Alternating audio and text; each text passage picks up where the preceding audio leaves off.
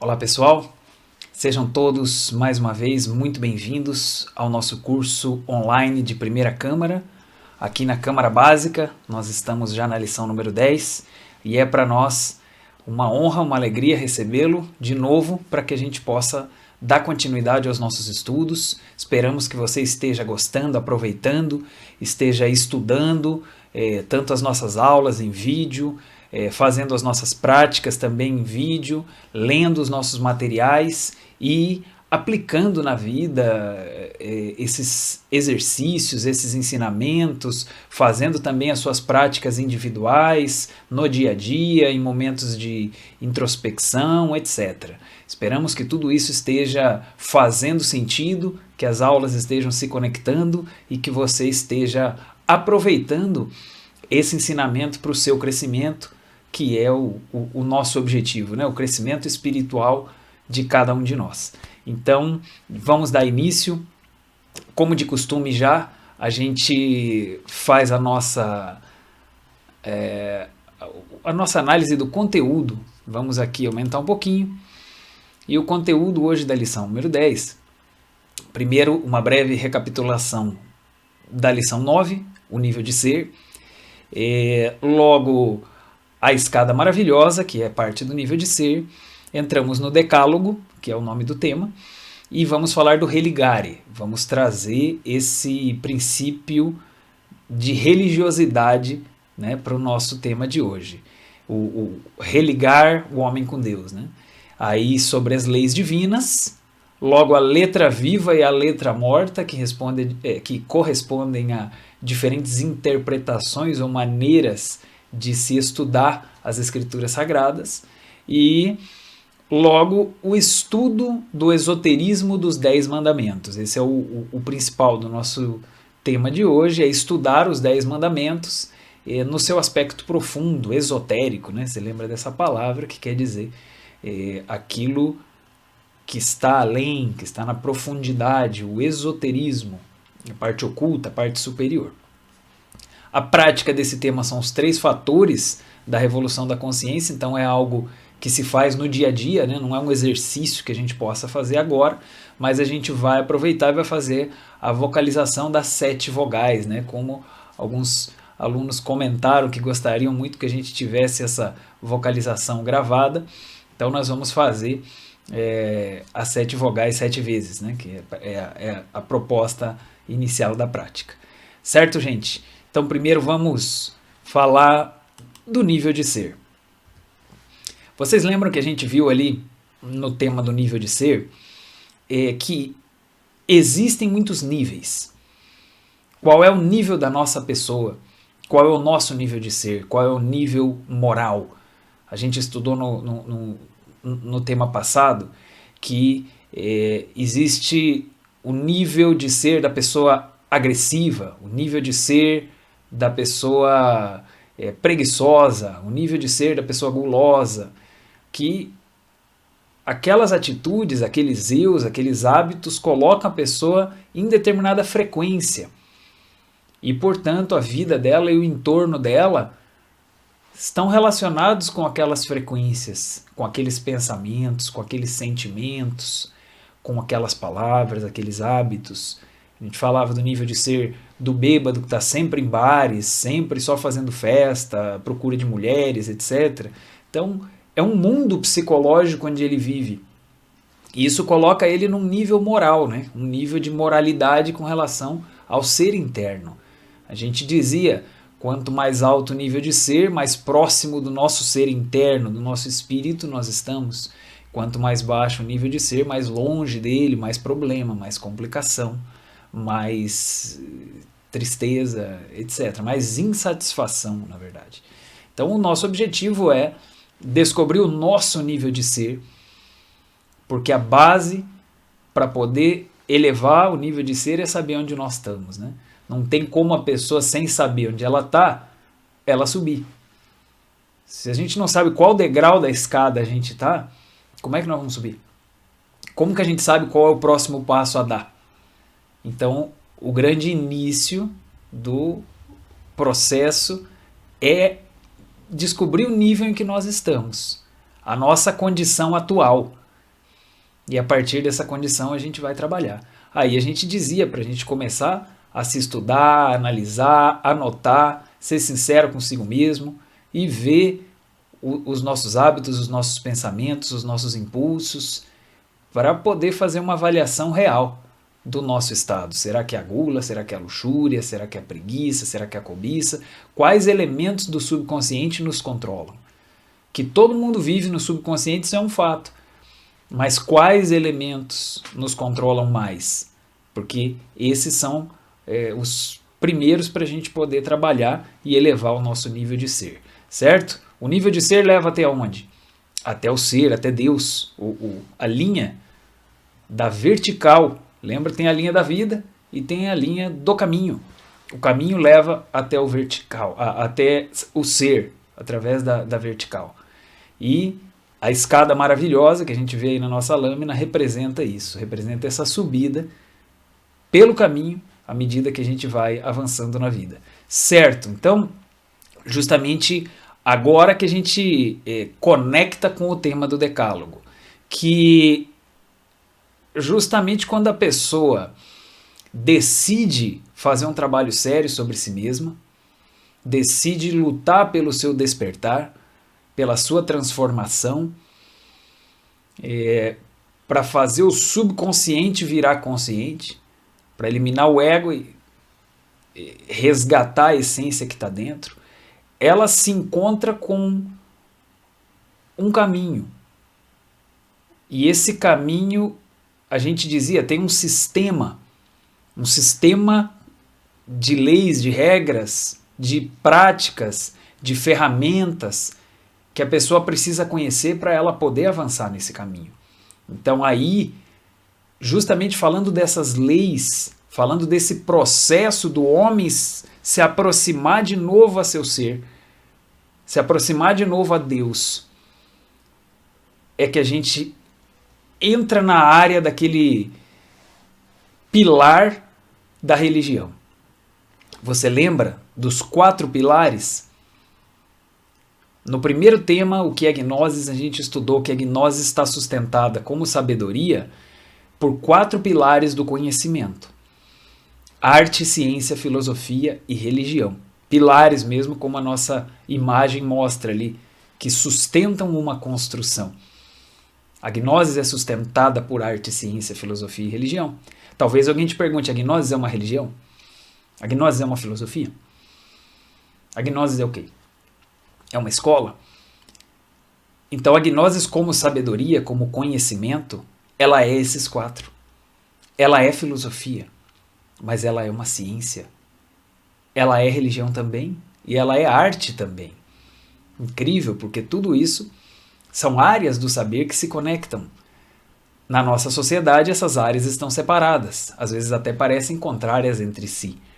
Se você lembra da comparação entre as áreas, entre os pilares, elas não funcionam separadas. Isso nós temos lá na nossa lição 1. Se você tiver curiosidade, pode voltar naquela aula e assistir, e você vai ver como é religião sem ciência, ciência sem religião, etc. Então, na gnose, nós temos os 4 pilares unidos e funcionando juntos, certo? Se complementando e não se contrapondo. E religião, então, relembrando, vem do termo do latim religare. Significa voltar a ligar, voltar a unir. Deus e o homem estiveram unidos em alguma época antiga, passada, e se desligaram. Por isso a gente saiu do Éden, do paraíso, e a gente caiu na degeneração, na decadência psicológica, moral, ética, etc. E aí formamos o ego. E aí vem esses grandes seres, filósofos, guias, etc., e nos ensinam um caminho para a gente poder voltar, para a gente poder se religar ao nosso ser. E aí esse é o sentido da religião, esse é o sentido original.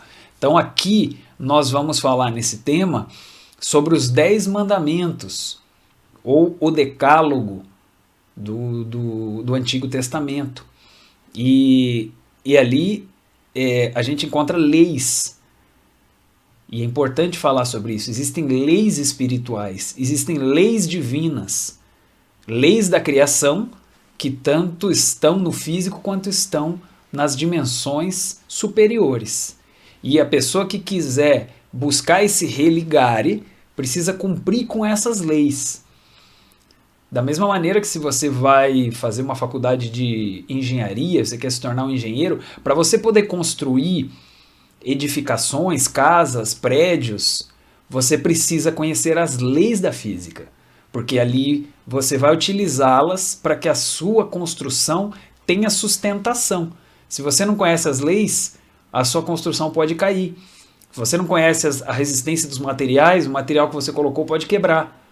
Você não conhece as leis da sustentação. Então parece que sustenta, mas depois o material cede, desaba, etc. Ou constrói sobre a areia. Né? A fundação, a base, tem que ter certas características. Não é uma lógica? Você tem que conhecer as leis para poder construir. Então, da mesma maneira, análoga, para poder construir no nosso mundo psicológico, nos nossos corpos superiores, a gente precisa também trabalhar com as leis divinas e estar de acordo com elas, conhecê-las. Então aí a gente vai entrar no que são as leis divinas. A gente vai entrar nesse aspecto que é quando um profeta, quando um grande mestre, um sábio, entrega um código de leis, ele entrega essas leis para aquelas pessoas que estão buscando o religare. E isso já é uma coisa interessante da gente começar aqui a falar. Porque se a gente vai falar dos 10 mandamentos, muita gente tem a impressão que esses mandamentos são para todo mundo. É para o mundo inteiro, que Deus colocou regras para toda a humanidade e pronto. Porém, se a gente for analisar um pouco mais a fundo, vamos ver que essas regras, essas leis, os mandamentos, são para quem está tentando fazer o religare.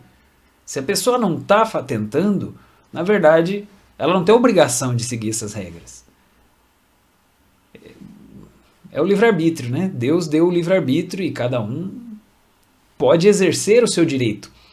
Não é obrigado a cumprir com leis desse tipo, espirituais.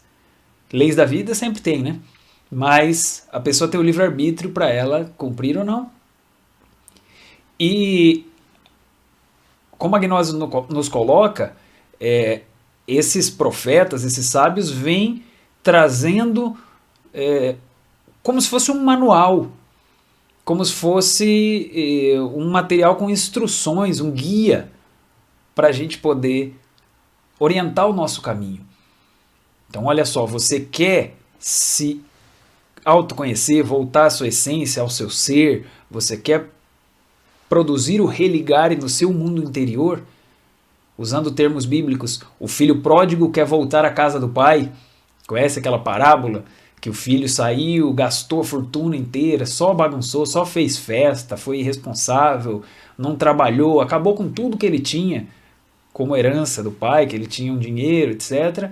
E terminou pobre, quebrado, na sarjeta, sem nada, de tanta festa que ele fez. Mas um dia ele resolve voltar para a casa do pai daquele jeito, mas o pai recebe ele com muita alegria. E aí se fala, né, que há mais alegria por um perdido que se arrependeu do que por 1000 que não precisam do arrependimento, que não se perderam. Como se fossem os irmãos dele que não fugiram de casa, né? Então, alegorias, né, que a gente encontra nas Sagradas Escrituras. Então, a pessoa que entra nesse caminho, ela tem que trabalhar de acordo com leis, então ela recebe esse manual, e isso é o decálogo. São partes desse manual, é o decálogo, que a gente deve cumprir segundo a Gnosis, né? Então, vamos lá. Aí a gente vai ver aqui o que é a letra viva e o que é a letra morta.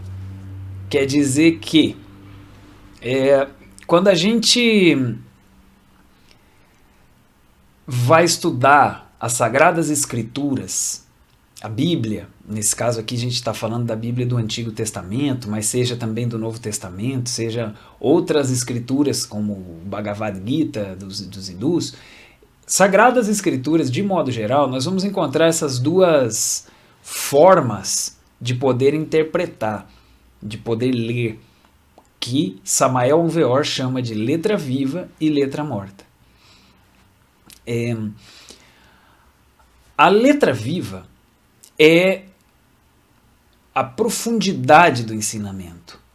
É aquele ensinamento profundo que corresponde à consciência, às leis superiores. Corresponde ao espiritual. A letra morta é uma interpretação literal da coisa. Sabem essa diferença de quando você pega um ensinamento e interpreta muito literal ao pé da letra e não consegue ver nada mais além daquilo? É um tipo de interpretação. Ou quando você, por outro lado, faz uma interpretação profunda e consegue compreender algo que não está escrito ali literalmente, mas é uma conclusão, é uma lógica superior relacionada àquele ensinamento. Então, você tem, por exemplo, Adão e Eva. Adão e Eva, se você for no literal, é um homem e uma mulher que geraram toda uma humanidade. Mas se você for no campo do simbólico, o Adão representa os homens, Eva representa as mulheres. Então você já sai do literal, certo? E a letra viva é isso, é um ensinamento profundo, maior, que exige, primeiro, um conhecimento de interpretação, um conhecimento de quem saiba a profundidade daquele ensinamento. E exige também uma capacidade de quem vai interpretar, de consciência. Exige que a pessoa já seja um estudioso. Não é qualquer pessoa que consegue entender. Como vocês veem, como vocês sabem, muitas pessoas por aí usam a Bíblia, sendo Antigo, Novo Testamento, Evangelho, né? Muita gente usa. Cada um interpreta do seu jeito. Então, é porque fica muito na parte literal, que é isso que a gente vê ali que está escrito como letra morta. Já a Gnosis nos propõe a letra viva, quer dizer, qual é o ensinamento profundo que Jesus e os grandes guias, profetas, deixaram através daquele ensinamento. O que aquilo quer dizer mais além, certo? Então isso é a letra viva, e isso é o que Samael Aun-Weor nos convida a conhecer, a estudar, a assimilar, a compreender e a utilizar na nossa vida, para que a gente saiba ler a letra viva quando a gente vai ler nas Escrituras. A Gnosis trabalha bastante com isso, com essa revelação do que realmente queria dizer aquilo. Talvez você veja ensinamentos e passagens bíblicas que você já conhecia e já tinha uma ideia de interpretação, mas muitas vezes essa ideia era literal, ela era mais superficial, e aí quando você encontra uma interpretação esotérica, que quer dizer a parte oculta, a parte de dentro, a parte profunda daquele ensinamento, você até se surpreende. Nossa, era isso que queria dizer? Era isso que queria dizer. Então a gente precisa de alguém que conheça esse ensinamento para poder revelar. E a gente precisa da nossa consciência em exercício para poder entender. Certo? Então aí, com esses parâmetros, é que nós vamos estudar as leis, os mandamentos, etc. Então vamos dar continuidade que tem bastante coisa para ver. Dessa maneira, né, dito isso, tendo claro tudo isso, nós vamos estudar então o esoterismo dos 10 mandamentos. A parte superior do ensinamento, a parte profunda, a parte oculta. Tá? Então vamos lá.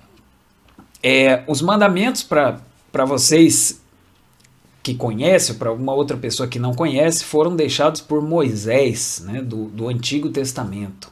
Moisés subiu no monte e ele recebe de Deus essa revelação de Deus, e ele desce do monte, da montanha, e ele traz ali aos discípulos essas leis, um código de leis, certo? Isso de subir na montanha é simbólico também. Montanha representa as partes superiores do nosso ser. Lembra que a gente estudou no nível de ser, no outro tema, que temos vários níveis assim de consciência, várias dimensões dentro de nós mesmos. Então, subir no monte quer dizer que a própria pessoa chegou a um nível de consciência mais profundo, como por exemplo uma meditação muito profunda. Se você realizar uma meditação profunda mesmo, você subiu numa montanha, porque a sua consciência naquela hora está lá em cima. Aí você volta da meditação, ela retornou. Você subiu a montanha e desceu. Veja que interessante, isso é o simbolismo de quando aparece montanha, muitas vezes nos ensinamentos. Mas então Moisés trouxe, né, das dimensões superiores, dos céus, digamos assim, um ensinamento divino, um conjunto de regras, um sistema para ensinar os seus discípulos. Ó, pessoal, ali falava libertar o povo de Israel, né? Ou é um ensinamento para o povo de Israel. Isso também é simbólico. Falar que é só para o povo de Israel não significa que é o pessoal que morava ali em Israel ou o pessoal que é judeu ali. O povo de Israel, Israel, tem uma origem esotérica também. Isis, Ra e El. Veja que a origem egípcia. Isis e Ra são divindades egípcias. Isis é a mãe, Ra é o pai, El é o filho. Então esse pai, mãe e filho tem a ver com a Trindade, tem a ver com as três forças da criação. O povo de Israel, nesse simbolismo profundo, quer dizer aquelas pessoas que estão trabalhando com as forças da criação, aqueles que estão de verdade buscando a sua autorrealização e que conhecem esses mistérios, estão trabalhando com as três forças. Não é só aquele pessoal dali, certo? Israel pode ser qualquer um de nós hoje em dia que esteja já se alinhando com luz, calor e som com essas três forças. Perfeito. Então, vamos estudar cada um dos mandamentos. Primeiro, amar a Deus sobre todas as coisas. Esse é um mandamento bastante profundo, esotérico, porque Deus é um grande mistério. Para amar a Deus, a gente tem que saber onde é que está Deus. Primeiro a gente também tem que saber amar, né? Mas tem que saber onde é que está Deus. Depois tem que localizar as coisas. E depois Deus sobre todas as coisas. Quer dizer, isso aí não está aí por acaso. É assim por uma razão específica. Quem é Deus? Onde está Deus? Deus é um princípio espiritual que está dentro de todos os seres. Correto. É o princípio da vida de todos os seres. Pois é. Mas daí como então? Como é que eu faço? Eu amo tudo? Tudo e todos e pronto? Então, Deus é o princípio espiritual dentro de todos os seres. Porém, para encontrar Deus, para se relacionar com Deus, nós precisamos conhecer Deus. E onde que eu devo conhecer Deus? Primeiramente em mim. Primeiramente eu tenho que encontrar Deus em mim. Afirmar Deus em mim. Encontrar Deus como o quê? Já fazendo a conexão com os temas anteriores. Deus como essência, eu tenho que encontrar. Deus como consciência, eu tenho que encontrar. Eu tenho que vencer o subconsciente, vencer o desejo, as baixas paixões, vencer os vícios, vencer os defeitos, os complexos, a preguiça, a inveja. Tenho que vencer esses aspectos negativos para poder afirmar Deus como essência. Afirmar Deus como consciência. O primeiro princípio de amar a Deus é afirmar Deus aqui dentro. Veja que não adiantaria eu estar falando Jesus, cantando em nome de Jesus, pregando em nome de Jesus, e aqui dentro eu estar vivendo com o ego, sem perceber que afirmar Deus é uma coisa interna, não é o que eu falo para os outros. Claro que também posso falar para os outros, mas o principal não é isso. Na verdade, é afirmar a minha consciência. Será que nós estamos afirmando a nossa consciência aqui agora, a nossa essência, buscando a nossa luz interior que se contrapõe com as nossas trevas? E existe esse embate, esse confronto no nosso mundo interior. Como nós estamos nos comportando frente a esse confronto interior de luz e trevas? Se a gente afirma a luz, se a gente afirma o amor, se a gente afirma a consciência, a compreensão, a compaixão, a tolerância, perdão, a disciplina, a seriedade, se a gente afirma aquilo que é da nossa essência, nós estamos priorizando Deus dentro. E aí vai ter sentido a gente falar dele fora. E à medida que a gente vai encontrando esse Deus dentro, essa nossa parte divina, a gente vai também começar a reconhecê-la fora. Onde? Nas outras pessoas. Se tenho consciência dentro, a consciência também vai encontrando consciência em outras pessoas. Quando tenho beleza dentro, vejo beleza nos outros. Quando tenho amor dentro, vejo amor nos outros. Porque se tenho ódio dentro, o que vejo nos outros é o ódio. De tal maneira que se a gente reclama dos outros, é óbvio que nós estamos com problema. Já ouviram aquilo de Pedro me descreve João? Conheço mais de Pedro do que João, do que de João. Sei mais de Pedro do que de João. É assim. Porque a gente faz uma leitura das coisas segundo a nossa própria realidade, segundo o nosso próprio nível de ser. Então vamos lá. À medida que nós vamos vencendo o nosso ego, despertando a nossa essência, a nossa consciência, nós estamos amando a Deus aqui dentro. Amando a Deus aqui dentro, vai aparecendo esse amor e essa lucidez que vão nos permitir reconhecer nas pessoas algo bonito, algo divino. Vão nos permitir reconhecer na natureza algo bonito, algo divino. Eu valorizo os animais, eu valorizo a natureza, eu valorizo as pessoas, eu valorizo as situações, eu valorizo a comida, eu valorizo o ar, eu valorizo o dia, eu valorizo a beleza, eu valorizo o que existe quando eu estou com a minha consciência, porque a consciência sabe valorizar. Agora o ego é ingrato. O ego reclama porque ele não tem, ele reclama que ele queria ter mais, ele reclama porque não foi tratado do jeito que ele queria ser tratado, ele reclama que o mundo não está do jeito que ele queria, que as pessoas não são do jeito que ele queria. O ego é assim. Então voltamos, de que adiantaria ir na igreja e falar uma série de coisas em nome de Deus, mas na prática deixar o ego fazer qualquer coisa? Seria negá-lo aqui dentro, afirmá-lo aqui fora e negá-lo lá dentro. Isso é uma incongruência, isso não funciona. Vejamos que o cristianismo autêntico, assim como o Antigo Testamento, falando da tradição do judaísmo, é muito profundo, é muito exigente, e que muita gente já está vivendo ele de uma maneira muito adaptada, muito superficial. E a gente está trazendo o esoterismo, a gnose traz o esoterismo para a gente entrar de novo na realidade, na profundidade do que é viver cada ensinamento. Então é muito exigente despertar a consciência.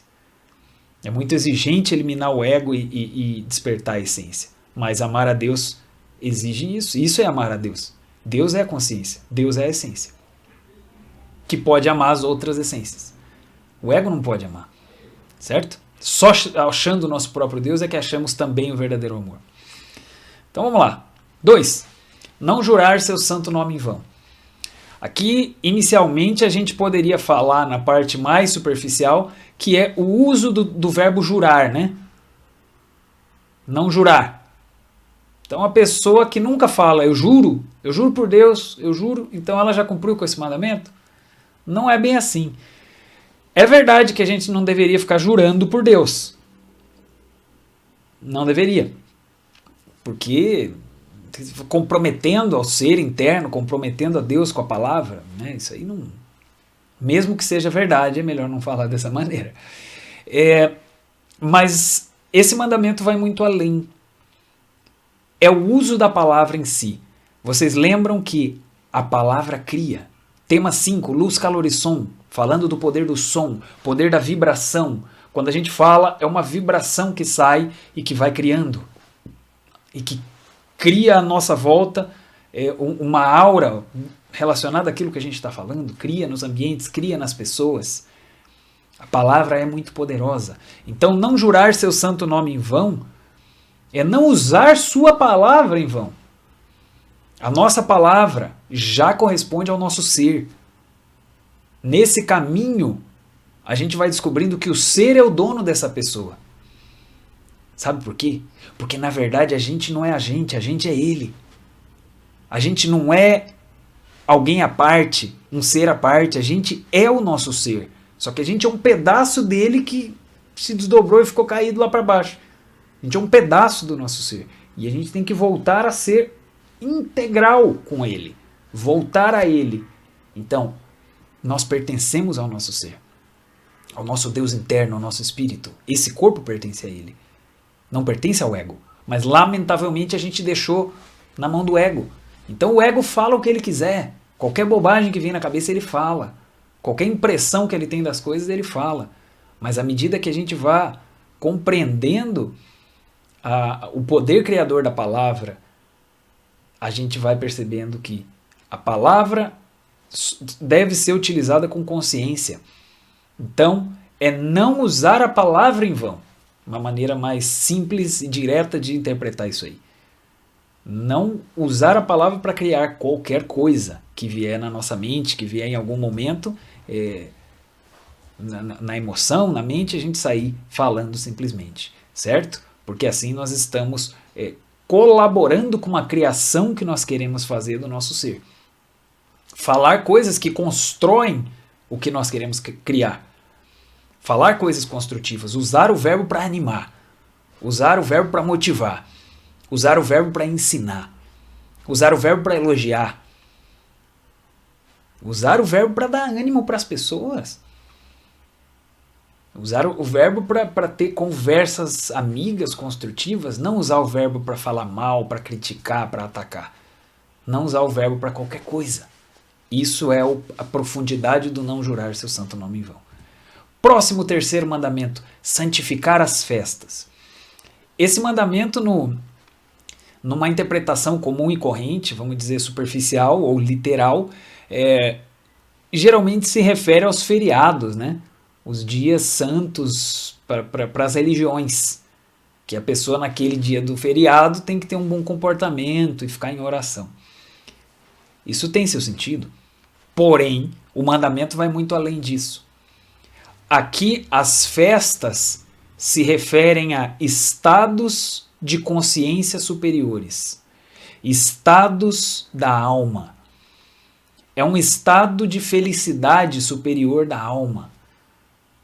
A nossa alma permite a gente chegar em certos momentos em estados maravilhosos de inspiração, estados de harmonia, estados de uma alegria profunda. É mais que alegria, de uma felicidade, uma coisa que preenche a pessoa. Isso são festas da alma. E isso a gente tem que aprender a produzir. E a gente tem que aprender a proteger os nossos próprios estados. Santificar as festas, elevar os estados. Elevar seu estado de ânimo, elevar seu estado de emoção. Sabiam que numa oração profunda, feita com carinho, feita com sinceridade, honestidade, a gente pode produzir um estado diferente de emoção.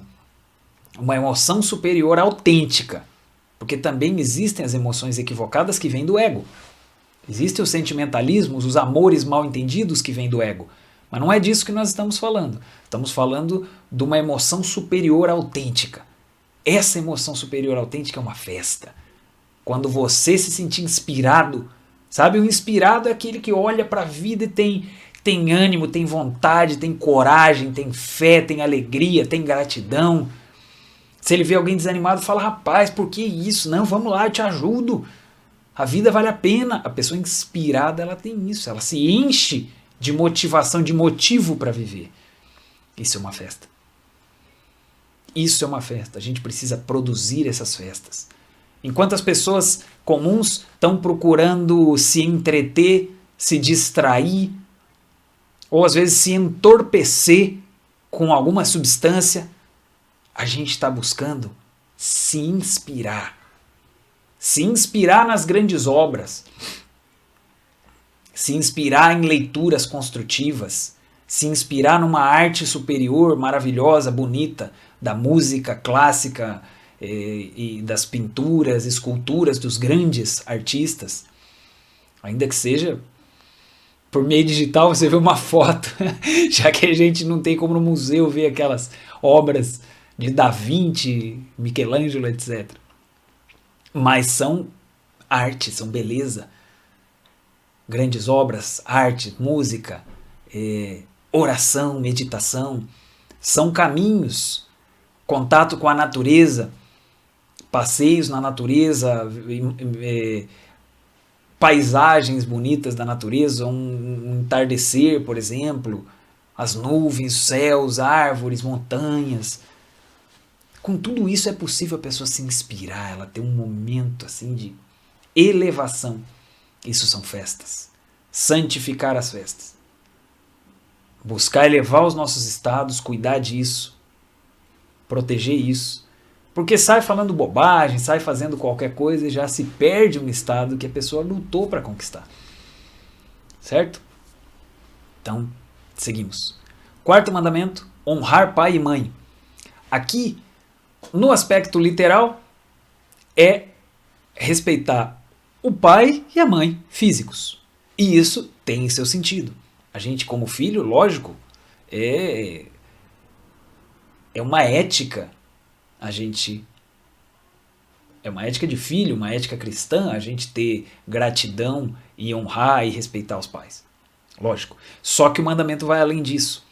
Ele fala do nosso pai espiritual, que é o nosso ser interno, e fala da nossa mãe divina, que é a nossa parte Deus Mãe.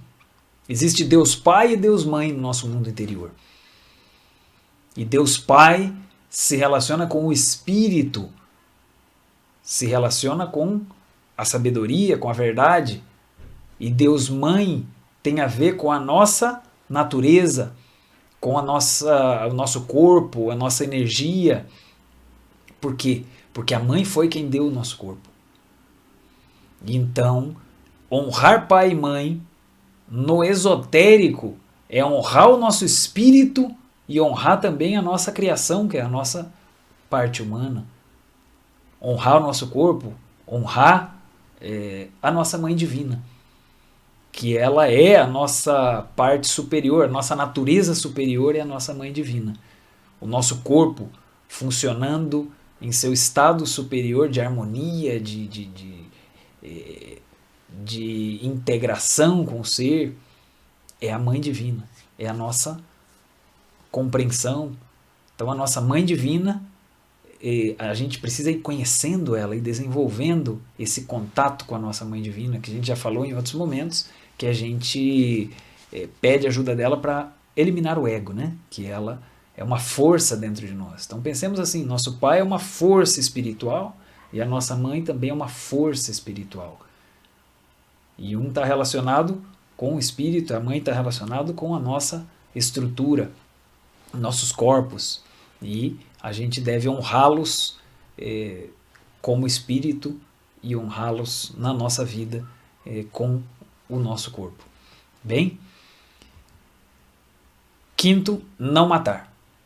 Esse a princípio, no mais superficial, quer dizer não tirar a vida de outra pessoa, não matar. Mas ele não é só não assassinar, né? Ele é não matar. Então quer dizer que não é exclusivo para pessoas. Não matar é não tirar a vida. Não tirar a vida. A gente deve fazer o possível para não tirar a vida. O possível. O máximo que der para a gente não tirar a vida é melhor. De pessoas isso é óbvio, mas também de animais, também de vegetais. No possível a gente colabora com a vida como um todo, não atenta contra a vida, não usa a vida como se fosse um brinquedo, um esporte, a natureza, né?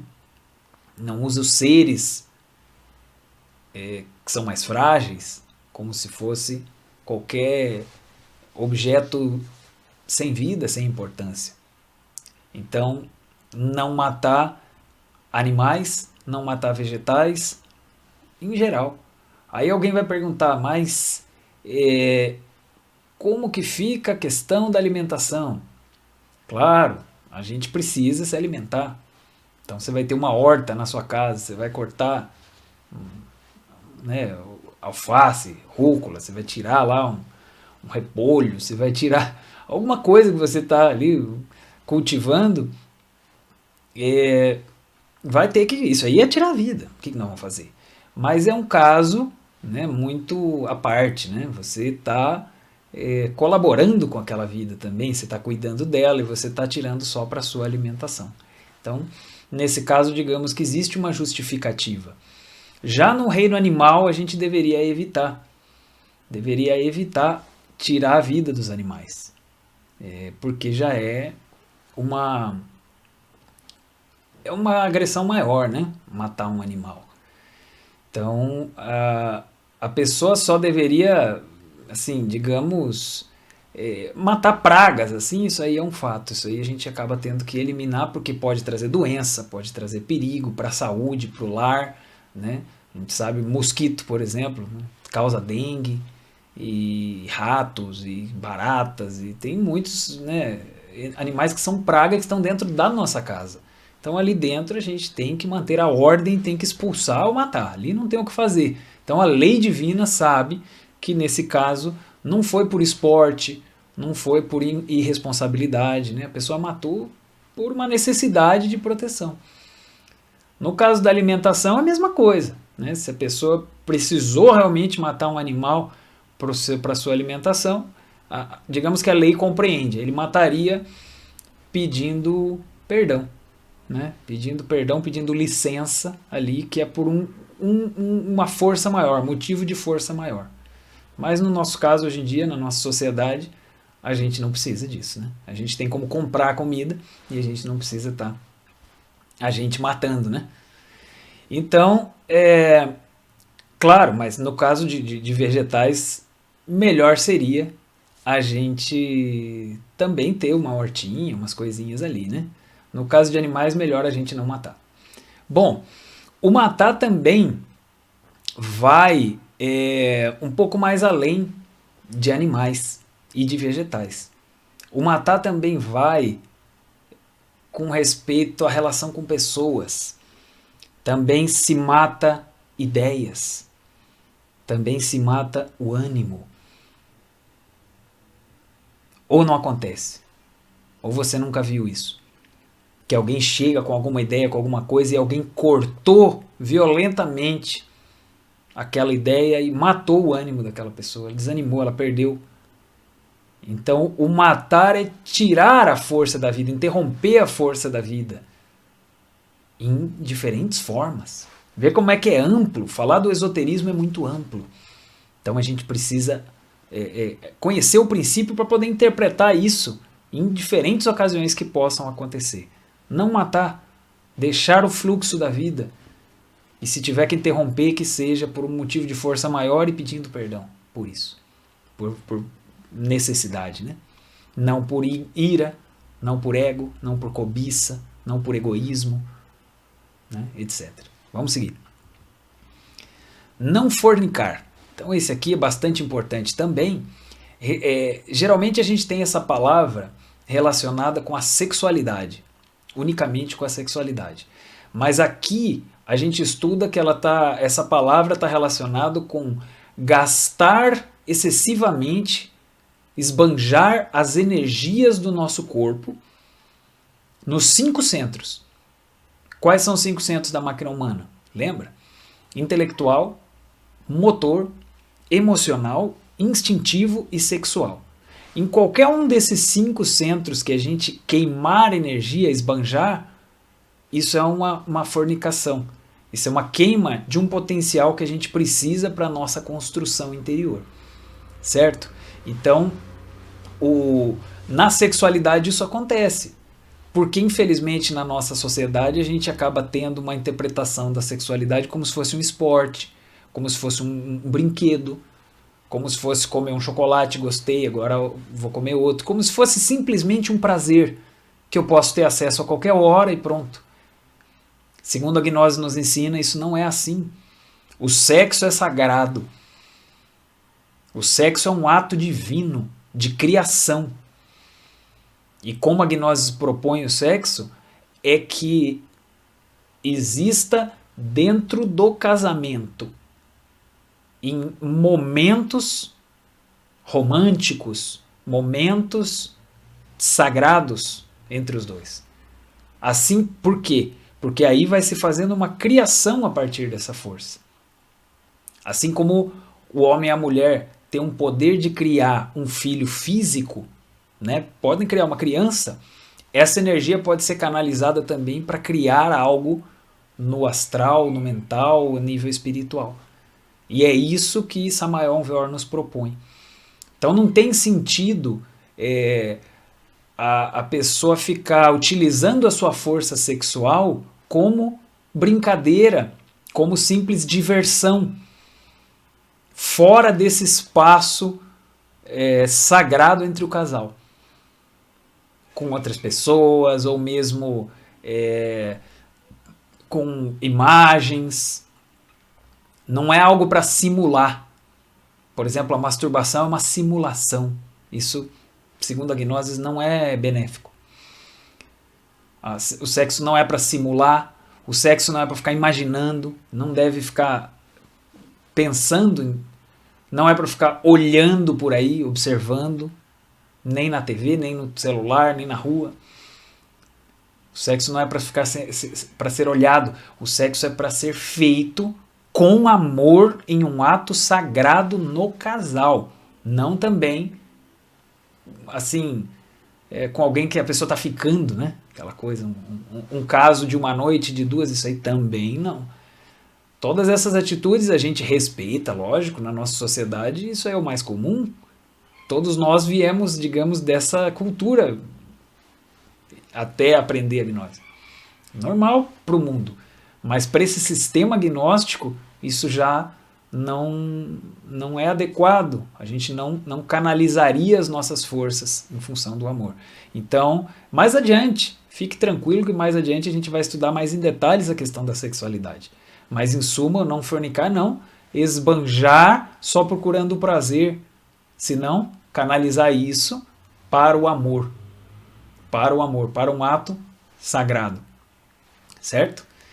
E aí, o fornicar, agora também vamos poder falar dos outros centros.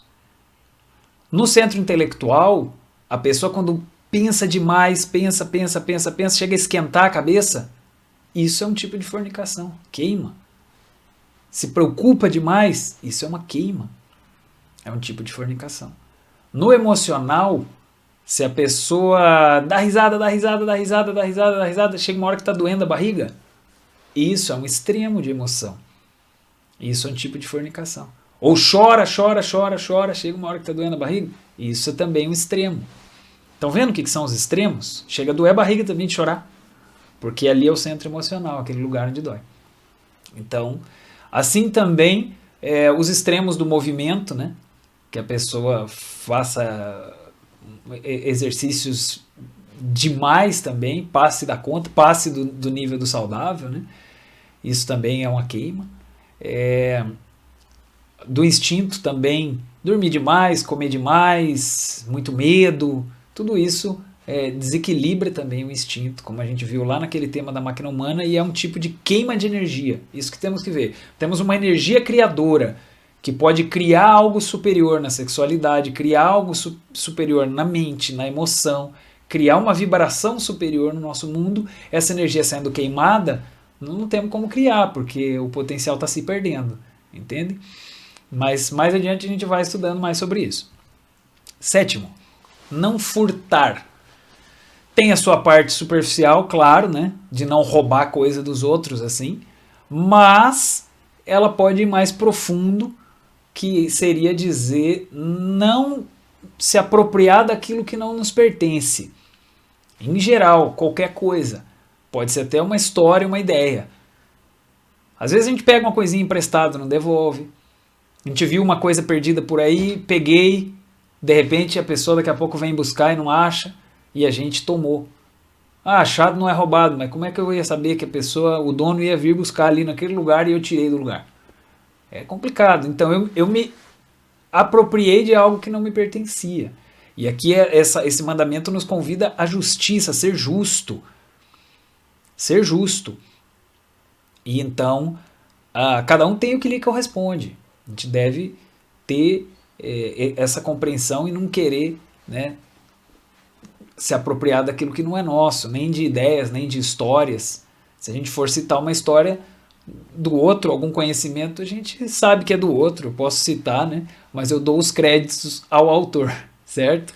Então não pegar o que não é nosso. Vamos só entender assim, daí nas diferentes situações que possam acontecer, a gente vai achar a sua conexão, a sua aplicação, certo? Não furtar. 8. Não levantar falsos testemunhos nem mentir. Primeiramente a gente fala da mentira, né?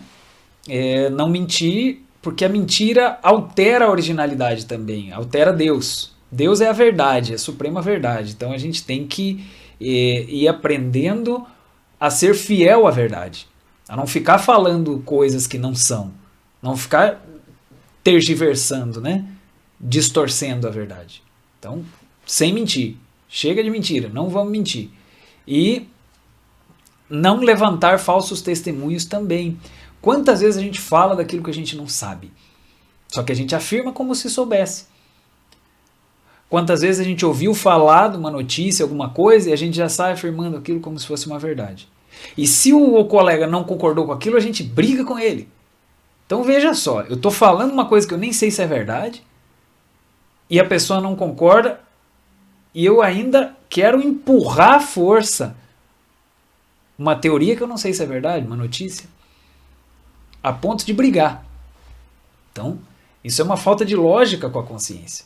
Quantas coisas a gente realmente sabe, quantas coisas é uma informação que chegou para nós. Vamos analisar isso. Falar do que não sabe termina sendo um falso testemunho mesmo inocente, mesmo que a pessoa não tinha má intenção. Mas ela olha uma notícia e ela acredita. Ela vê alguém falando alguma coisa, faz sentido, é isso mesmo, daí ela já sai repetindo. Mas ela não conhece a história inteira, ela não sabe o outro lado daquilo. Concordam? Ela não sabe a história toda. Ela conhece um pedacinho de uma história, já toma uma conclusão daquele pedacinho e sai afirmando. Isso é um falso testemunho também. Porque ela está afirmando uma coisa que ela não conhece. Então temos que ter mais compromisso com a verdade que está por trás das coisas que a gente fala, que a gente ensina. Vamos buscar saber se a gente está ensinando. Nós temos que ler, nós temos que nos informar, nós temos que estudar. E o mais importante, nós temos que meditar. A meditação é a principal ferramenta de conhecimento. É a principal. Porque a consciência é quem vai dar. A consciência na meditação, né, no seu estado mais elevado, vai dando a compreensão. Um grande sábio fala do que ele sabe por meditação. Não é porque ele leu muito. A sabedoria não está nos livros. O conhecimento está nos livros. Mas a sabedoria acontece quando a consciência nossa está despertando e está compreendendo. E a gente precisa abrir a nossa consciência através da meditação. Certo? Vamos seguir. Então aqui o 9. Não adulterar. Adulterar é tirar a originalidade das coisas. Alterar, mudar as coisas. Então ali nós temos um exemplo, né, da modificação genética. Modificação de uma fruta. Isso é um adultério. Olha que coisa. Escutar uma história, mudar a história para se beneficiar naquilo, é um adultério. Trocar, distorcer, é um adultério.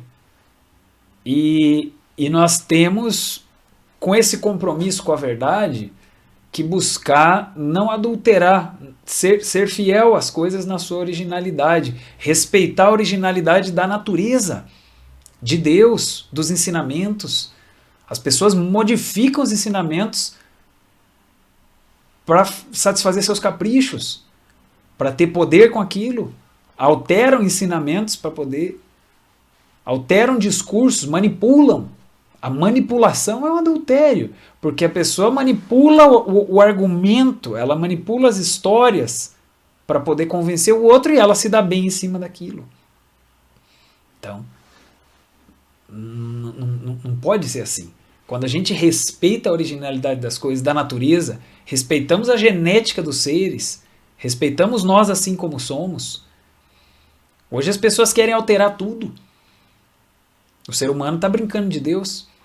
Ele quer alterar as sementes, ele quer alterar a genética das plantas, das frutas, dos animais. Já tem animal transgênico. Então esse não é uma criação de Deus. Não é mais, né? Aí daqui a pouco quer alterar a genética das pessoas. Isso é uma manipulação que desrespeita uma lei divina. É uma alteração. Adulteração. Então a gente respeita a originalidade das coisas. Deus como é. A natureza como é. Nós não precisamos mudar, nós não devemos mudar. As pessoas querem fazer plástica e fazer um monte de coisa. É a adulteração da sua própria imagem. É uma adulteração. Salvo casos de força maior, né? Às vezes a pessoa teve um acidente, teve alguma coisa, então ela precisa daquilo como uma necessidade estética, fazer uma cirurgia. Mas assim, simplesmente porque eu quero o narizinho mais fino, porque eu quero a orelhinha mais assim, porque eu quero mais essa... Isso é uma adulteração da sua imagem, que Deus lhe deu assim, que a Mãe Divina lhe deu assim. Então essa é a imagem do nosso ser. O nosso rosto é o rosto do nosso ser. Imagine. Nós não podemos mudar ele.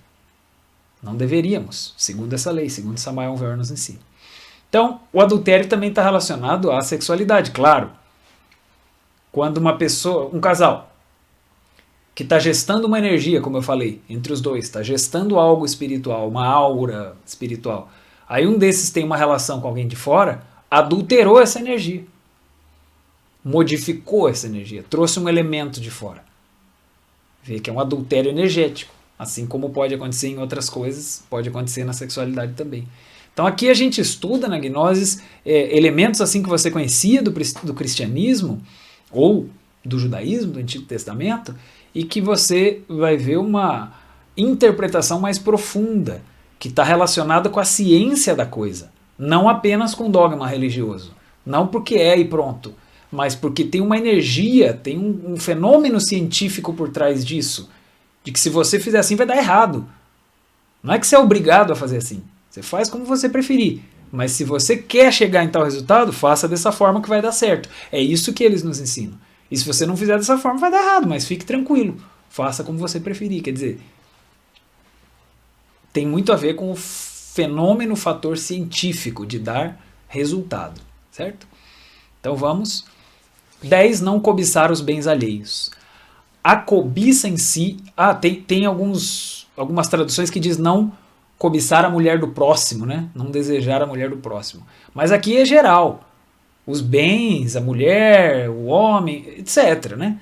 Não, a cobiça em si é uma atitude do subconsciente. É uma atitude equivocada. Porque voltando ao princípio da justiça, cada um tem o que lhe corresponde. Eu posso trabalhar para ter algo que eu ainda não tenho. Posso lutar por isso, claro. Mas, no fim, Deus deu para o próximo o que corresponde para ele e para mim o que corresponde a mim. Então essa cobiça vai me prejudicar. É um ego que vai crescendo aqui dentro que não quer aceitar a realidade. Que se eu não tenho aquilo é porque ainda não é para ter. Não chegou no meu momento. Por alguma razão. Deus quer assim. Então a gente vai aprendendo a aceitar também os desígnios de Deus e o destino que Ele nos reservou. Não cobiçar, ficar cobiçando e ficar fantasiando, né? E ficar desejando o que os outros têm, que vai gerando uma inveja, que vai gerando uma ingratidão. Eu vou me sentindo um pobre coitado se eu ficar nessa esfera da cobiça. Enquanto que, se eu entro na gratidão, eu percebo o que eu tenho Eu sou grato pelo que Deus está me dando e vejo que se eu quero ter algo mais, eu vou trabalhar por aquilo, mas aceitar o resultado, né? Que Ele vai me dar quando tiver que ser. Por mais que eu esteja trabalhando, pode ser que demore, não tem problema. A gente vai entendendo que Deus está no comando da nossa vida. Certo, gente? Então, esses foram os 10 mandamentos que também nos levam a sintetizar com os 3 fatores da revolução da consciência que Samael Aun Weor nos ensina em tantos livros, em tantos momentos das suas instruções, que, lembrando para vocês, é morrer, eliminação do ego, dos medos, dos complexos, da ira, cobiça, luxúria, inveja, preguiça, gula, orgulho, todas as suas inseguranças, né, subdivisões. O nascer, que já tem a ver com as energias do corpo, aí já vamos adiantando, né? Tem a ver com as energias sexuais, as energias criadoras. Esse nascer é aquele que vai produzir em nós, a gente fala desde o começo, uma estrutura superior, uma estrutura no mental, no astral, uma estrutura emocional, uma estrutura mental que seja apropriada para o nosso ser, para o nosso espírito. Precisa do exercício da transmutação sexual, né? O exercício de canalizar as nossas energias sexuais. E aí, quem é solteiro tem certos exercícios respiratórios que faz para poder canalizar a sua energia. Estilo mantralização. E quem é casado já pode, no próprio ato sexual, canalizar essas energias, fazendo ele como um ato sagrado, com amor e com algumas técnicas que a gente vai estudar, certo? Então, assim funciona a gnosis. E, de modo geral, esse tema nos coloca, né, o respeito e o cumprimento com as leis do espírito. A nossa sociedade não conhece muito as leis do espírito. A gente acaba se enxergando mais como uma pessoa humana, como um animal racional, e elaborando as nossas teorias em função do animal. Então a nossa ciência ignora o que está mais além da terceira dimensão. Então a gnosis vem nos ensinar essa ciência que já fala do espírito e de como produzir uma criação no espiritual, não apenas aqui no físico, mas produzir resultados no espiritual, na consciência, no amor, na sabedoria, é o que vai aproximando de novo o homem de Deus, aproximando de novo o homem das dimensões espirituais de onde ele saiu, certo? Então, finalizando, recapitulando aqui, né, nossa síntese, falamos sobre o nível de ser, da elevação para voltar a Deus, o religare, que é esse voltar a Deus, temos que cumprir com leis divinas, que nas Sagradas Escrituras existe a letra viva e a letra morta, e que a letra viva é o ensinamento profundo, é aquela parte oculta, só os instruídos sabem interpretar, e a letra morta é uma interpretação comum e corrente, ou superficial, que qualquer um pode achar que é só o que estava ali literalmente, né?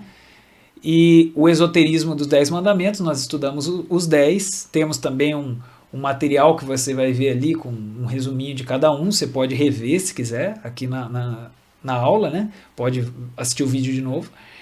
E a prática do tema é os 3 fatores da revolução da consciência, como a gente havia comentado no início, e nós vamos também praticar a vocalização das 7 vogais. Certo, pessoal? Fica então o convite para o nosso tema, que é educação fundamental, será educação fundamental.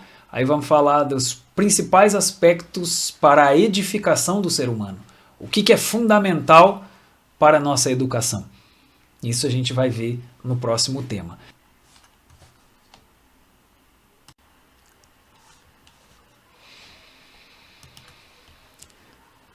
Bem, pessoal, chegamos então no momento da nossa prática dessa lição, número 10, o Decálogo.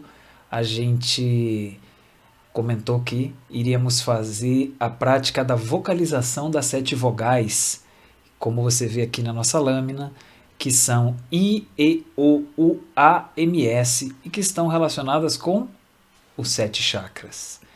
É uma necessidade a gente colocar os chakras para funcionar, para que a gente produza maior harmonia na nossa vida como um todo e possa captar do mundo, do nosso entorno, das dimensões superiores, energias superiores que vão nos favorecer. Então, nós vamos hoje fazer as 7 vogais 7 vezes cada uma, tá? Que pode levar em torno de uns 25 minutos e esse é o nosso objetivo. Eu não vou alongar muito, isso depende um pouco do fôlego de cada pessoa, mas aqui a gente faz uma média. Você faça um esforço quando estiver acompanhando esse vídeo para poder respirar no mesmo tempo, né? Se a gente vai terminando, você solta o ar um pouco mais rápido para poder terminar junto. E se você terminou antes, você espera um pouquinho, sem ar, né? E aí inalamos juntos para poder ter um ritmo. Importante aqui nessa prática que a gente faça junto, mas depois, quando você for fazer sozinho, aí você faz no seu ritmo, que pode ser mais longo, mais curto, dependendo da sua capacidade pulmonar, tá? Então, lembrando daqueles fundamentos, que é inalar completamente, né? Encher bem os pulmões, nós vamos bem cheio. Aí nós vamos vocalizar, por exemplo, e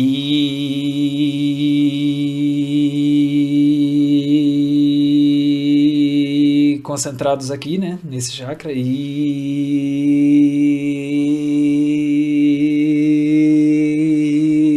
até acabar todo o ar, e produz uma contração, né, quando acaba todo o ar, bem vazio mesmo, e agora inala de novo. Pronuncia de novo. Então é só ter cuidado, porque se a gente esquecer disso, a gente não enche os pulmões totalmente. A pessoa enche uns 70% e acha que já está cheio, mas tenta encher mais e vê que ainda tem espaço. Então encher bem, lembrar de encher bem e lembrar de pronunciar até esvaziar bem. Pronto. Basicamente é isso. Então vamos fazer I até o final, né? E até o final na laringe, O até o final no coração, U até o final é no plexo solar, 2 dedos acima do umbigo, A é o chakra pulmonar, a gente sente pulmão, é o chakra prostático nos homens, uterino nas mulheres, e é o chakra coxígeo, tá bom? Todos vão ser feitos com os mesmos fundamentos da respiração total, pronuncia, esvazia totalmente, enche de novo, é tudo igual, a diferença é que vai mudando as letras, as vogais, certo? Vamos começar então? Então procure aquele lugar que você possa ficar tranquilo, sentado, né? Que ninguém vai te incomodar durante esse momento, e aí a gente já vai colocando a musiquinha aqui e vamos começar a vocalização, tá bom? Então,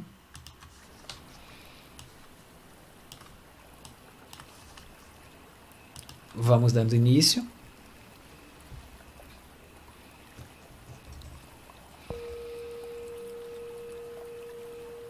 E vamos nos colocando em uma posição adequada. Vamos preparando-nos física e animicamente.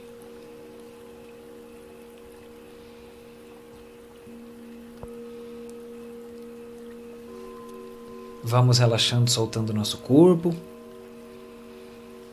E vamos bem soltos, bem relaxados, com os olhos fechados, iniciar a nossa vocalização. Vogal I no entrecenho.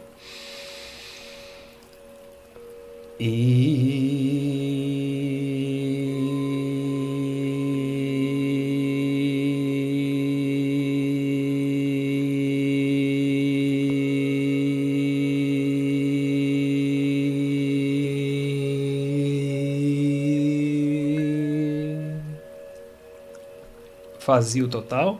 Inalamos.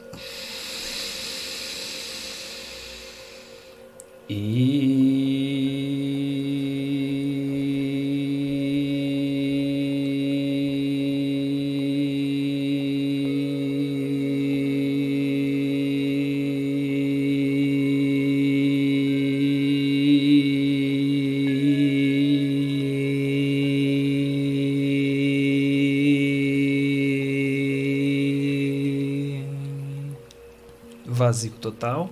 Inalamos.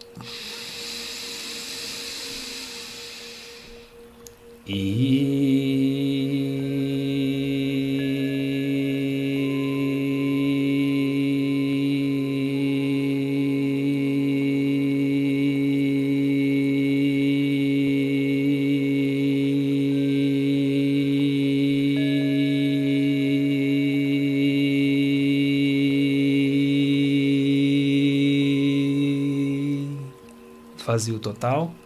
Inalamos.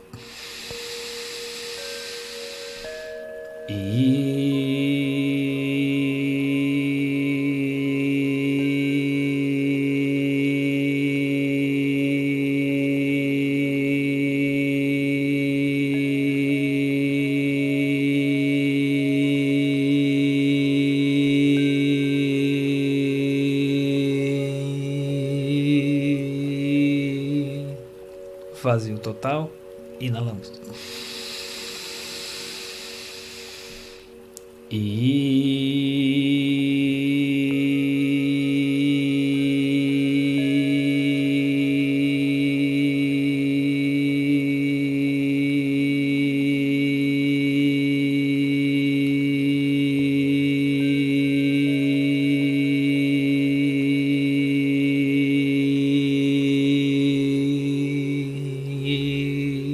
Vazio total. Inalamos.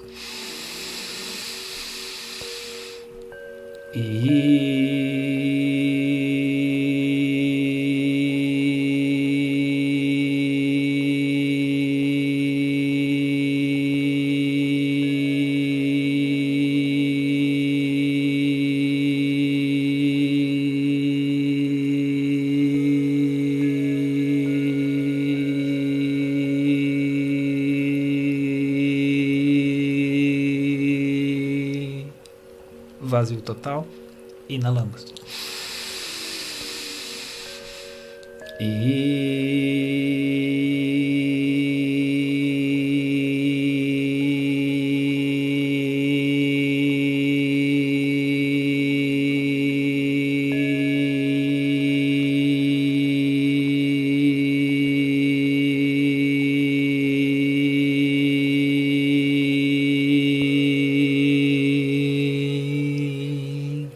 Vazio total. Inalamos. Vamos pronunciar a vogal E.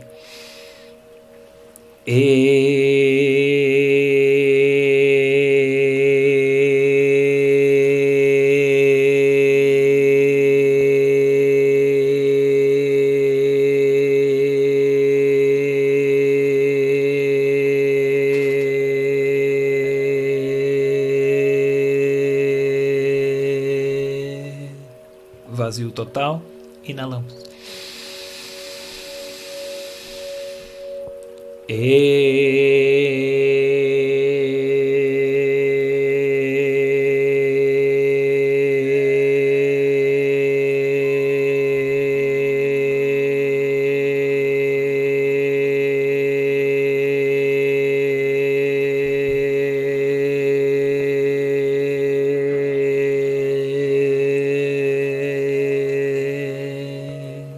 Vazio total.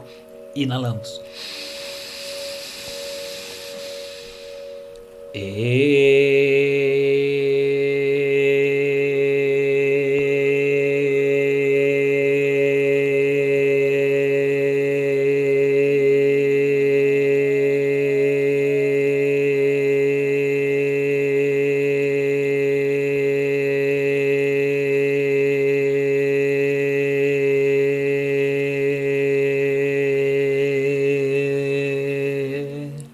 Vazio total. Inalamos.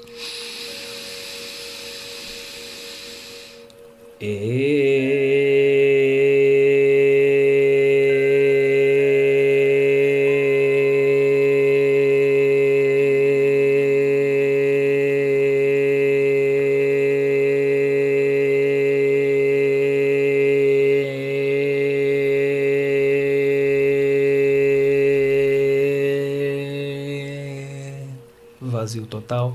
Inalamos.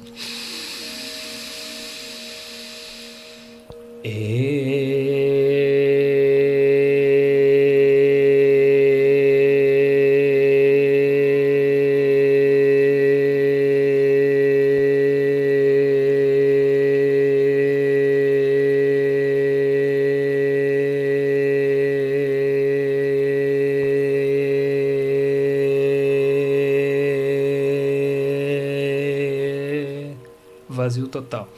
Inalamos.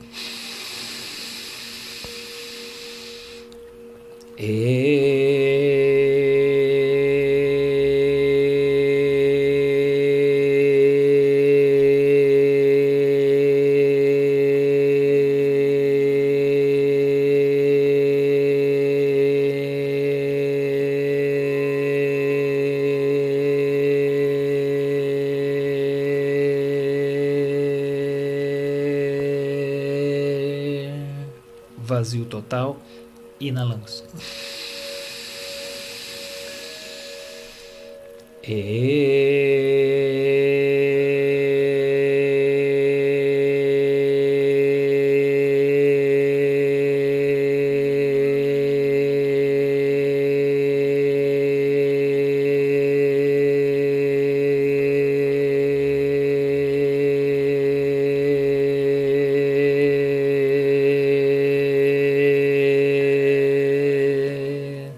Vazio total. Inalamos. E vamos pronunciar a vogal O.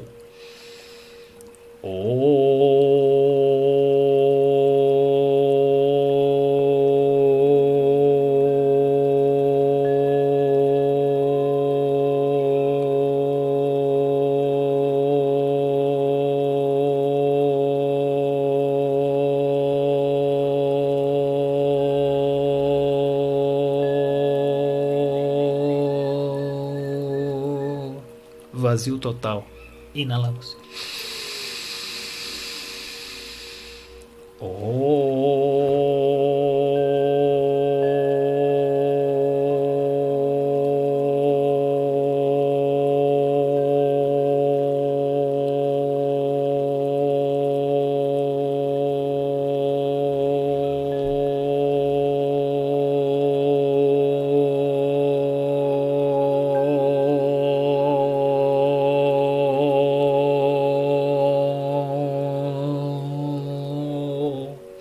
Vazio total. Inalamos.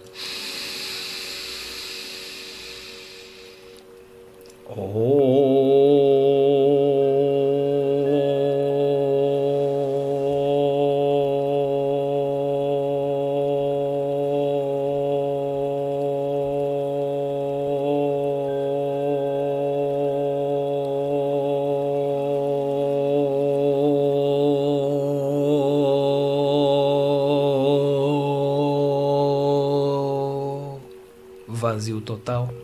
Inalamos.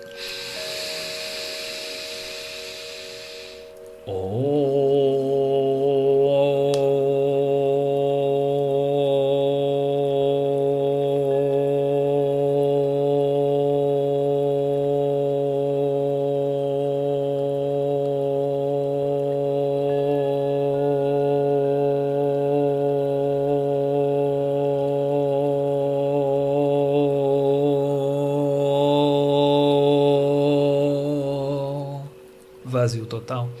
Inalamos.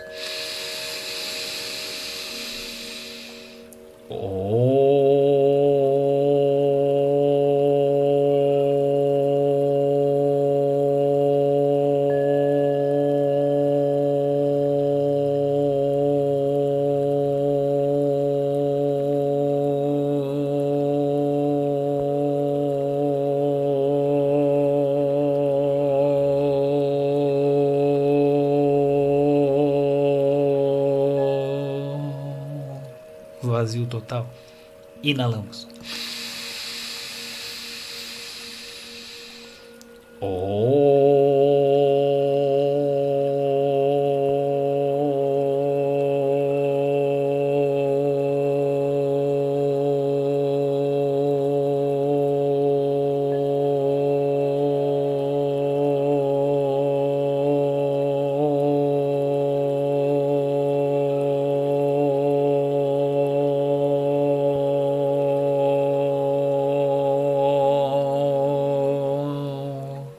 Vazio total.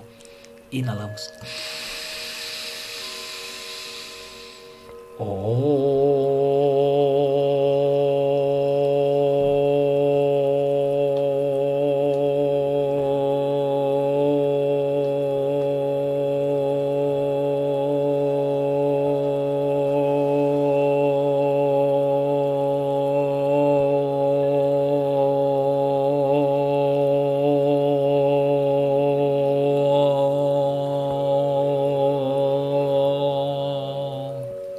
Vazio total.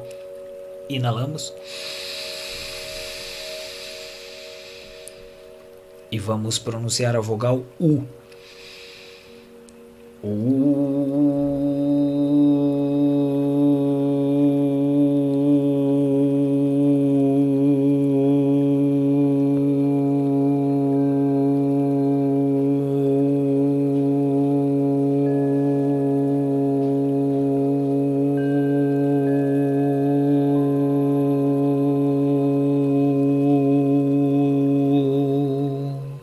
Vazio total.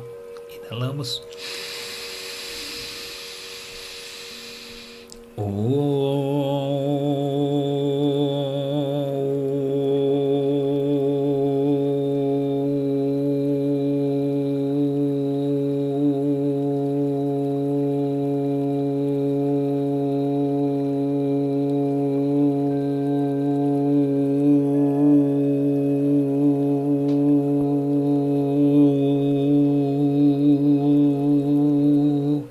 Vazio total. Inalamos.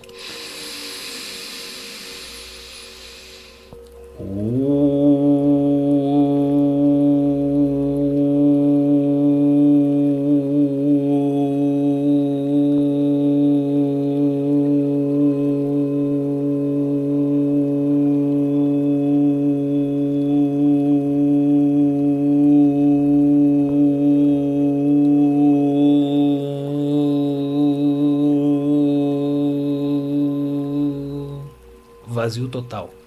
Inalamos.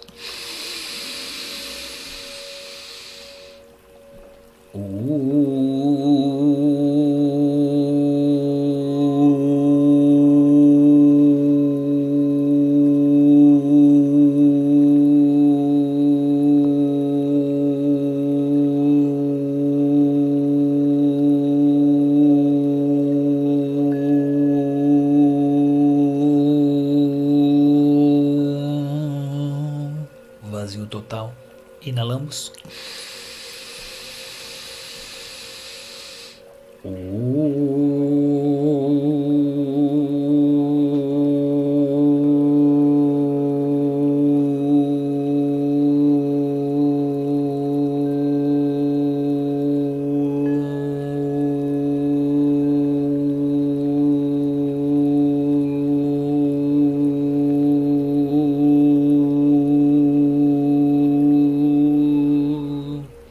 Vazio total.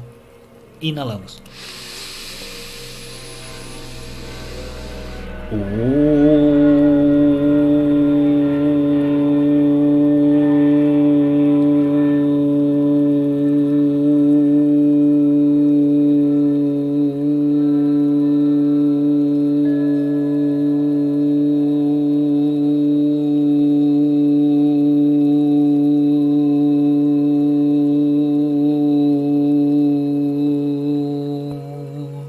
Vazio total. Inalamos.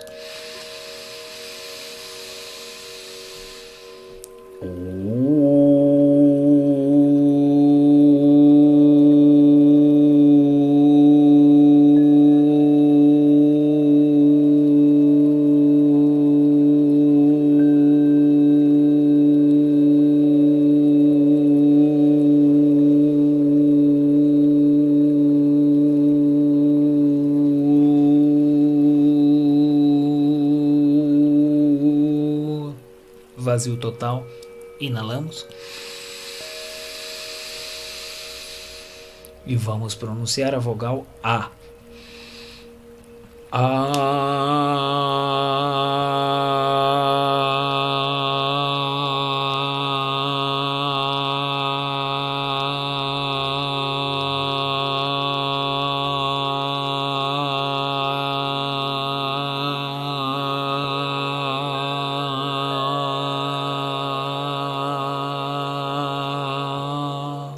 Vazio total, inalamos.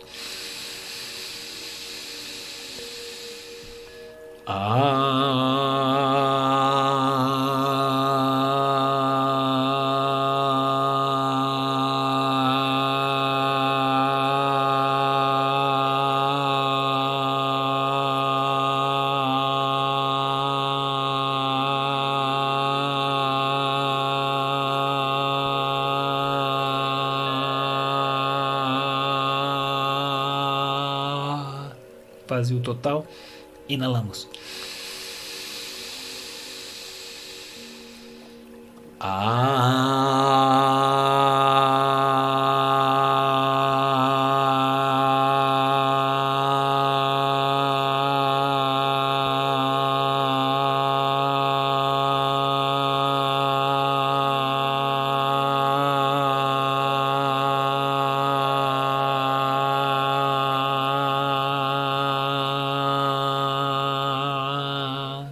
Vazio total, inalamos.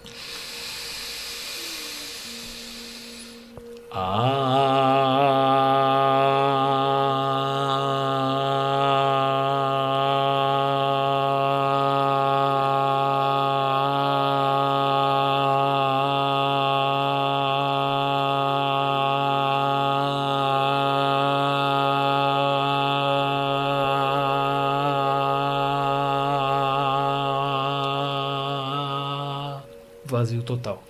Inalamos.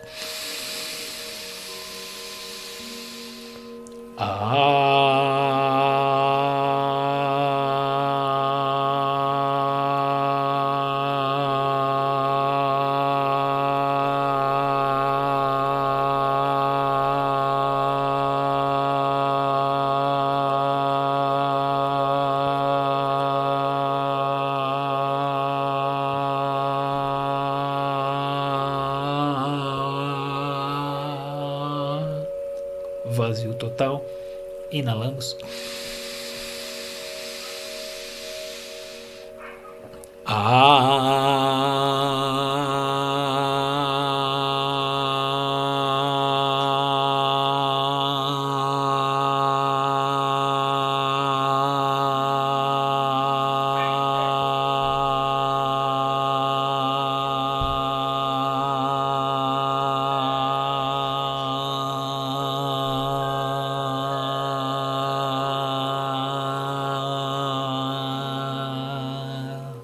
Vazio total, inalamos.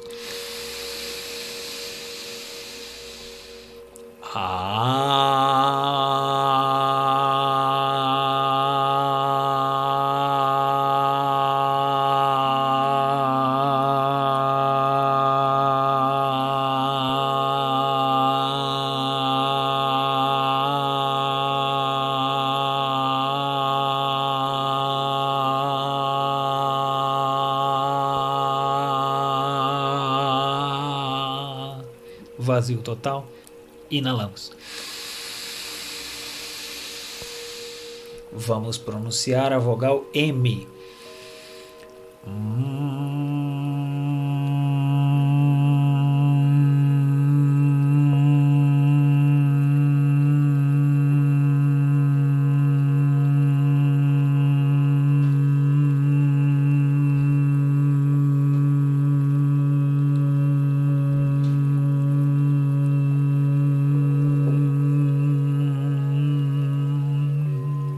Vazio total, inalamos.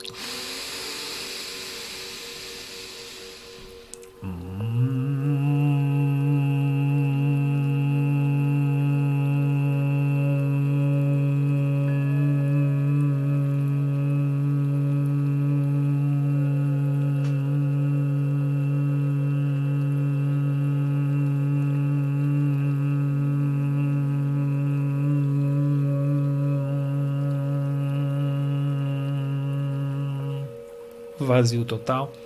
Inalamos.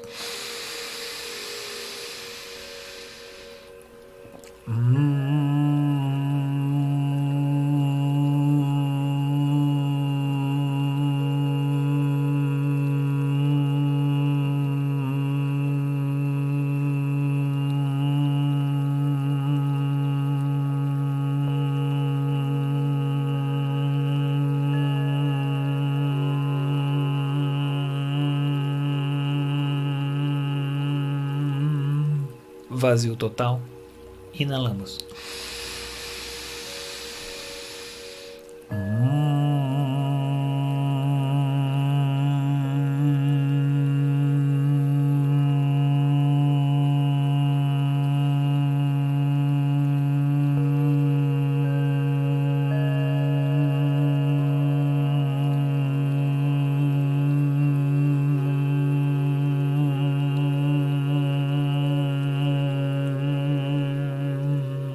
Vazio total. Inalamos.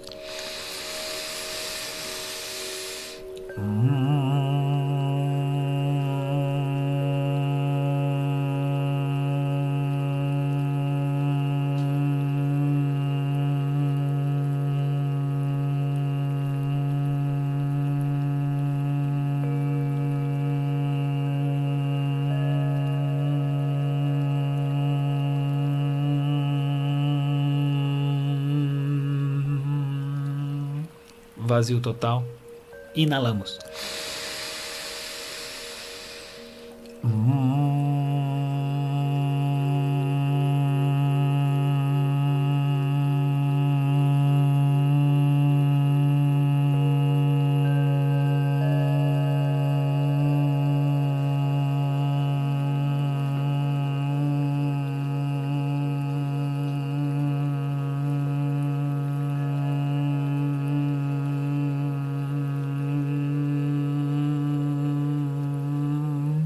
Vazio total.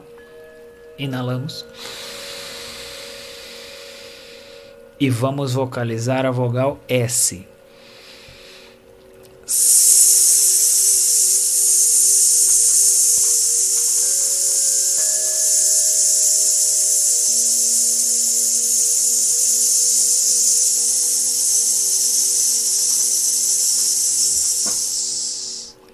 Vazio total. Inalamos.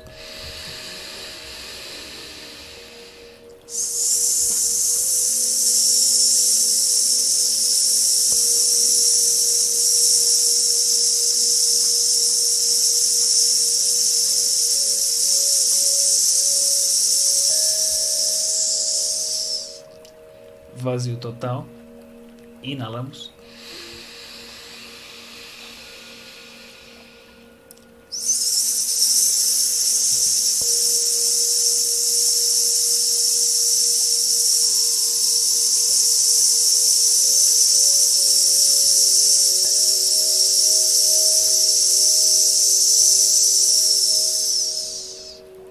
Vazio total. Inalamos.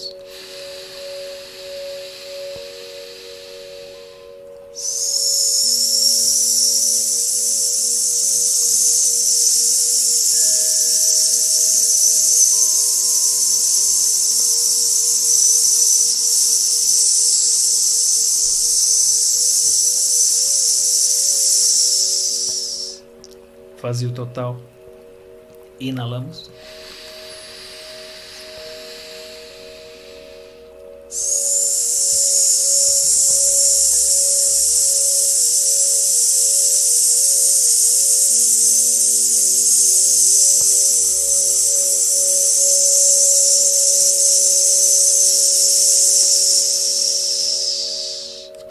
Vazio total.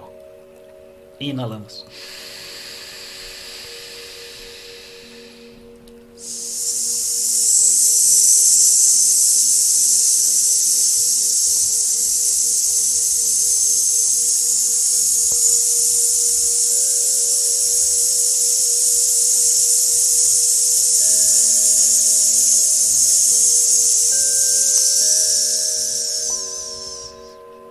Vazio total.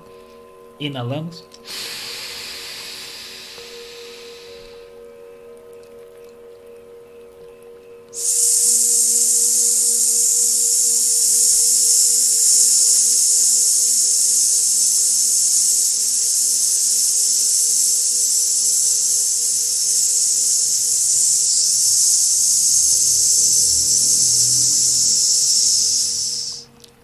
vazio total. Inalamos.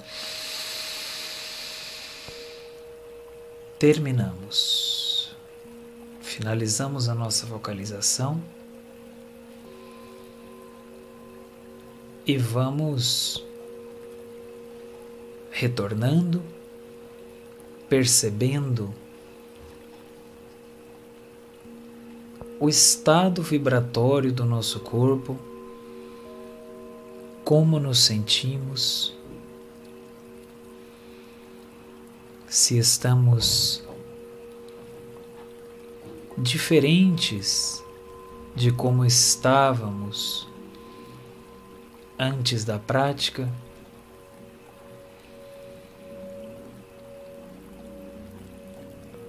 Se percebemos mais harmonia, mais paz.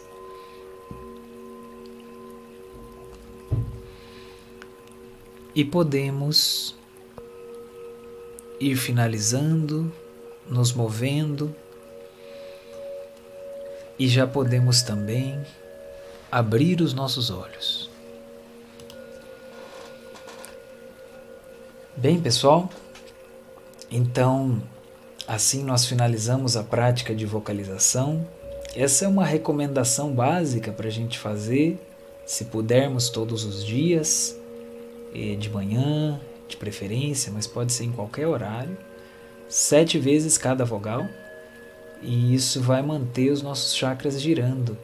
Com o tempo, a pessoa vai sentindo necessidade de fazer isso, vai percebendo como o dia que ela faz, ela se coloca numa condição melhor, numa vibração melhor, e então se torna uma necessidade. Talvez você já tenha sentido o resultado agora, imediato, talvez ainda não, talvez ainda pouco, mas lembremos que tudo é gradual, nem sempre nas primeiras vezes, às vezes é com o tempo. Vamos praticando, praticando, praticando. Não espere o desejo de praticar. Vamos fazer uma disciplina, todos os dias vocalizar um pouquinho, meditar um pouquinho, e isso vai nos ajudando a ampliar nossa consciência para poder compreender a gnose e descobrir esses mistérios da vida, do espírito que nós estamos estudando. Certo? Então, espero que tenha sido proveitoso e que você continue fazendo essas práticas individualmente. Então vamos finalizando por aqui. Agradeço mais uma vez a atenção e nos vemos então na próxima lição, a Educação Fundamental. Grande abraço e bons estudos e boas práticas.